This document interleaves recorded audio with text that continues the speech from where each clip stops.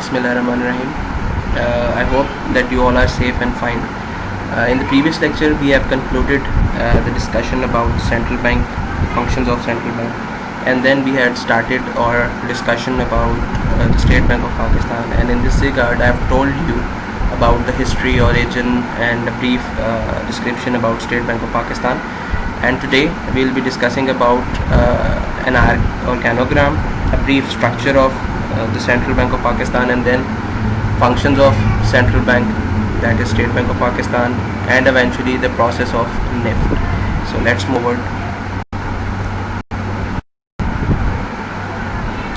This is the organogram of State Bank of Pakistan. If this picture is not clear to you, you can see and download it from website of State Bank of Pakistan. It's not that mandatory for your course. I have just shared this picture so that you can have an idea that how the state bank actually works.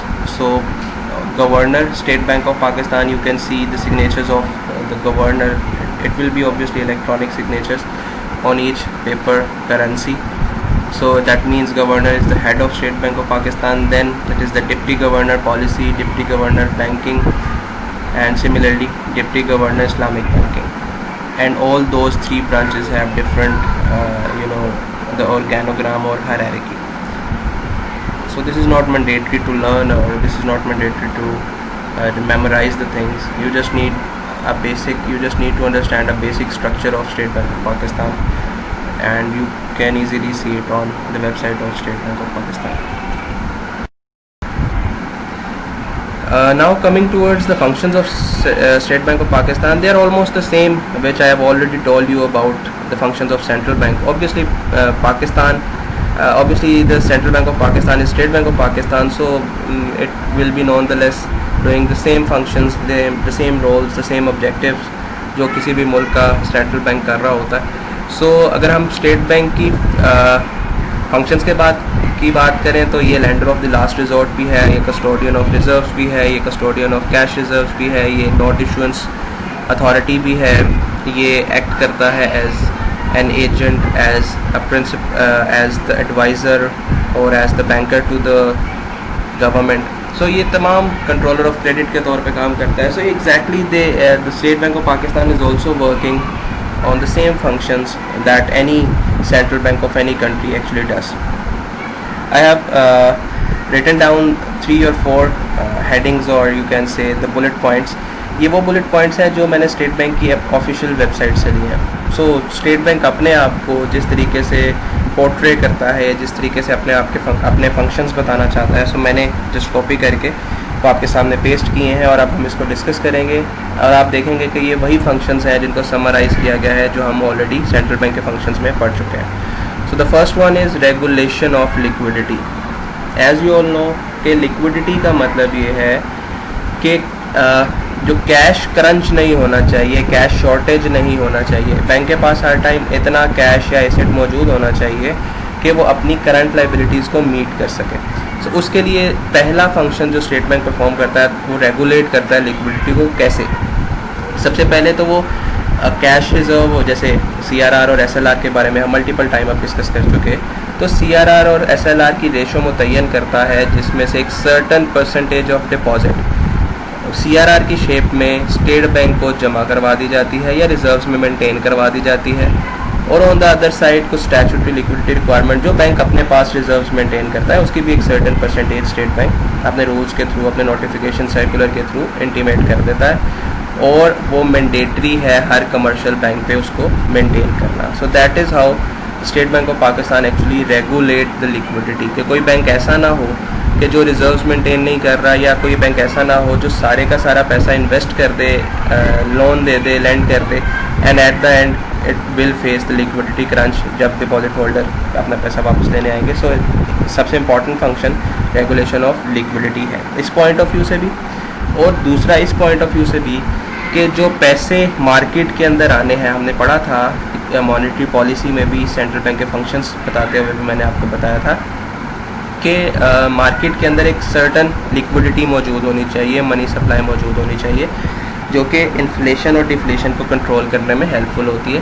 सो ऐसी situation में state bank का एक ये भी function है कि वो ना सिर्फ बैंक की लिक्विडिटी मेंटेन करे बल्कि मार्केट के अंदर लिक्विडिटी की पोजीशन को भी स्टेबल रखे। अगर बहुत ज़्यादा मनी सप्लाई हो जाएगी तो रिज़ल्ट ये होगा कि इन्फ्लेशन हो जाएगी, और अगर मनी सप्लाई कम हो जाएगी तो इसका रिज़ल्ट होगा डिफ्लेशन हो जाएगी। And these both things are higher inflation is also not good and deflation is also not good for the economy.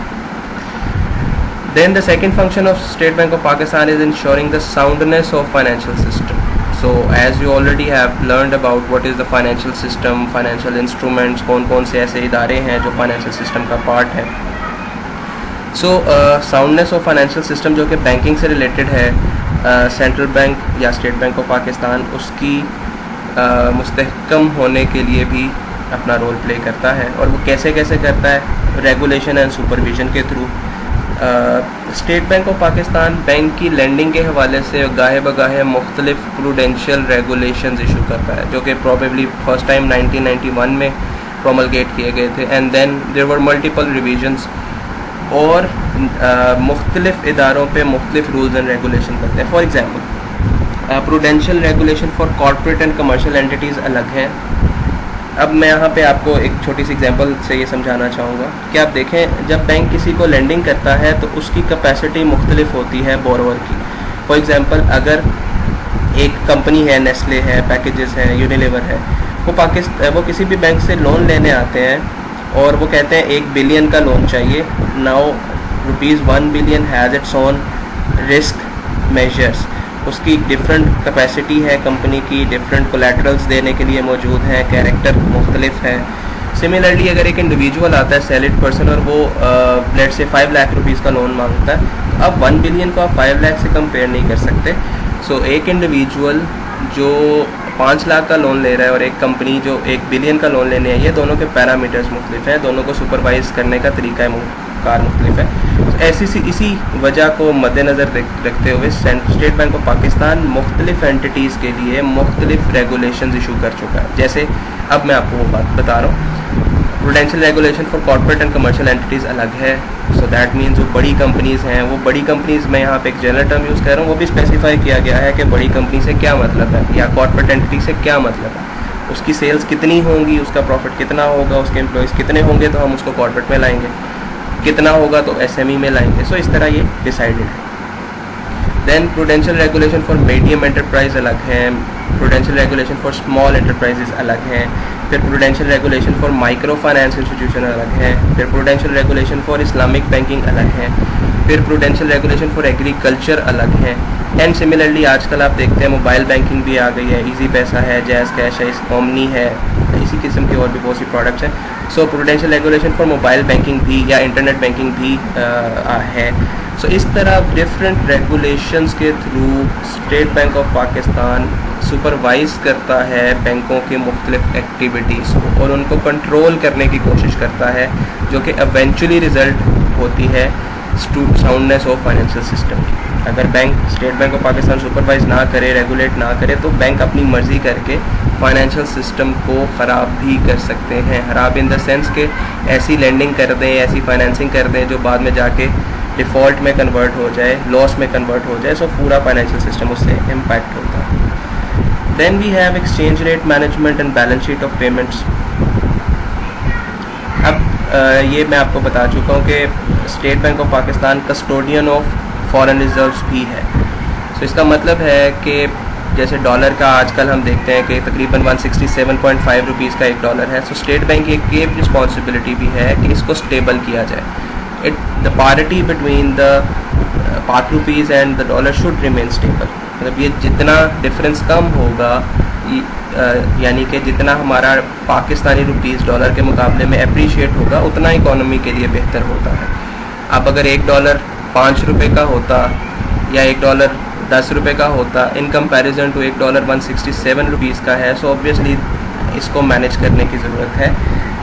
अगर ये मैनेज ना किया जाए तो मैनेज कैसे किया जाएगा? एक तो हमारी कोशिश की जाएगी कि ऐसी रेगुलेशंस बनाए जाएं, ऐसी पॉलिसीज़ बनाई जाएं जो एक्सपोर्ट को प्रमोट करें और इंपोर्ट को डिस्करेज करें, या हम कह लें कि लग्जरीज़ को डिस्करेज करें, और जो डेवलपमेंटल एक्सपेंडिचर है या जो डेवलपमेंटल इंपोर्ट है, कोई मशीनरी आ रही है, ऐसी चीज़ों को फैसिलिटेट करें ताकि प्रोडक्शन इंक्रीज़ हो और हम एक्सपोर्ट कर सकें। जब हम एक्सपोर्ट करेंगे ऑब्वियसली हमारे पास फॉरेन रिजर्व्स आएगा, और डिमांड और सप्लाई का आपको पता है। सो जब हमारी फॉरेन रिजर्व की सप्लाई बढ़ जाएगी डॉलर्स की, यानी कि पाउंड की, तो इसका मतलब है हमारा पाक रुपीज़ ऑटोमेटिकली एप्रिशिएट हो जाएगा। सो ये सारी मैनेजमेंट भी स्टेट बैंक ऑफ पाकिस्तान की रिस्पॉन्सिबिलिटी है। And lastly developmental role of State Bank of Pakistan.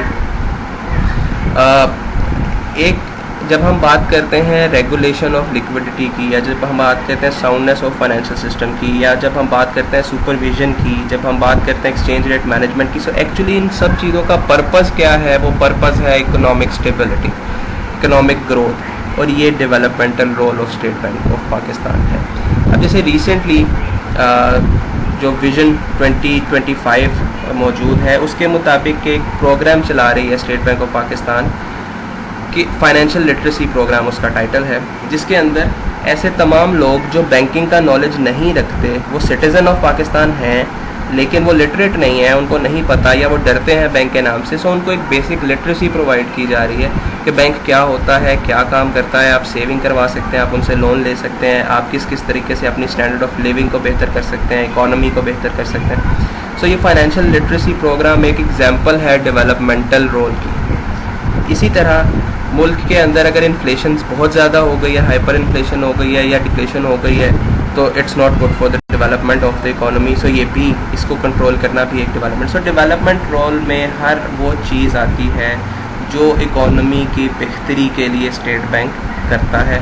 So that is the developmental role of State Bank of Pakistan. So वो तमाम फंक्शंस जो हमने सेंट्रल बैंक की दफ़ा पढ़े थे, और ये जो आज मैंने आपको तीन चार बताए हैं, इन सब को आप मर्ज कर लें, that becomes the functions of State Bank of Pakistan.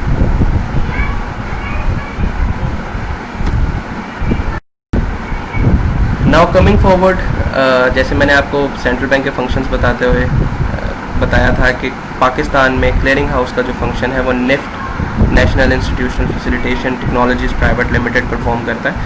सो आज हम एक ब्रीफ सा इंट्रोडक्शन और ब्रीफ सी वर्किंग में आपको इसके बारे में बताता हूँ। निफ्ट 1995 में इनकॉर्पोरेट हुआ था। तो अगर हम आज की बात करें तो अभी वो 43 कमर्शियल एंड माइक्रो फाइनेंस को अपनी सर्विसेज प्रोवाइड कर रहा है, जिसमें प्रोबेबली 36 कमर्शियल बैंक्स हैं और 7 माइक्रो फाइनेंस बैंक्स हैं, and other 12,000 of their branches utilise NIFT services through 27 processing centres. So NIFT आज की डेट में एक बहुत ही हेल्पिंग हैंड है for bank as well as for consumers. So NIFT या क्लियरिंग हाउस का फंक्शन आपको अब क्लियर है कि क्लियरिंग हाउस का फंक्शन ये है कि जब दो मुख्तलिफ बैंक्स के कस्टमर हैं और वो एक दूसरे पे क्लेम लॉन्च करते हैं, यानी कि मैं अगर HBL का कस्टमर हूँ और मेरे पास कोई चेक आया है जो MCB बैंक का है, तो मैं अपने बैंक को, HBL को वो चेक देता हूँ MCB का और कहता हूँ कि मुझे फ़ंड्स मंगवा दें MCB से। सो ये जो सारा फंक्शन उसके इन बिटवीन होगा, that function is actually the clearing house function, और उस फंक्शन को पाकिस्तान में निफ्ट परफॉर्म कर रहा है। सो कुछ बेसिक सर्विसेज यहाँ पे मैंने लिखी। NIFT is Pakistan largest transactional clearing facilitator. Services include cheque clearing, reconciliation, unpaid cheque processing, same day clearing, express 2 hours clearing service. तो ये जो बेसिकली सेम डे क्लियरिंग है, ये एक्सप्रेस 2 आवर्स सर्विस है, ये क्लियरिंग सर्विस ही है, बस टाइम को कम किया गया है, रिड्यूस किया गया है, सो दैट कि फैसिलिटेट ज़्यादा जल्दी किया जा सके। Similarly intercity and interbank settlement. So in other words, NIFT जो है वो क्लियरिंग की मुख्तलिफ सर्विसेज प्रोवाइड करता है, जिसमें सेटलमेंट ऑफ क्लेम्स है, जिसमें एक बैंक से पैसा दूसरे बैंक में या एक बैंक का चेक किसी दूसरे बैंक में जब प्रेजेंट होता है, तो इन बिटवीन जो सारे फंक्शंस या जो प्रोसेस परफॉर्म करता है वो निफ्ट परफॉर्म करता है। So about today's lecture, I've told you about the rest of the functions of State Bank of Pakistan, and then we have talked about or just taken an introduction about the NIFT. तो अभी तक के लिए आप NIFT को Google करें या उसके बारे में थोड़ा सर्च करें, या अगर आप खुद पढ़ना चाहें तो आप कर सकते हैं। In the next lecture I will be discussing about the proper procedure और proper method that how NIFT actually performs that function, कि वो कैसे एक बैंक से दूसरे बैंक में पैसे ट्रांसफ़र होते हैं, या कैसे एक बैंक से दूसरे बैंक के अंदर पैसा जो है चेक क्लियरिंग के लिए जाता है और उसकी प्रोसीड्स आती हैं और फिर एक कस्टमर के अकाउंट में पैसे को क्रेडिट कर दिया जाता है। सो अभी आप यहाँ तक अंडरस्टैंडिंग डेवलप करें। जो क्वेश्चंस होंगे वो हम ज़ूम के ऊपर उसको आंसर करेंगे। For the next lecture stay safe. जज़ाकल्लाह।